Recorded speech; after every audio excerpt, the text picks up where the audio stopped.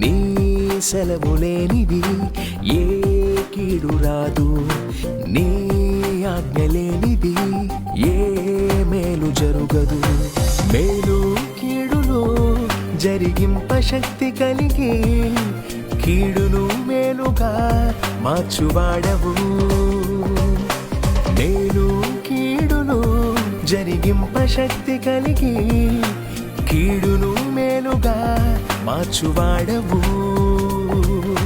నిన్న నేడు రేపు ఏకరీతిగా ఉన్నవాడవు.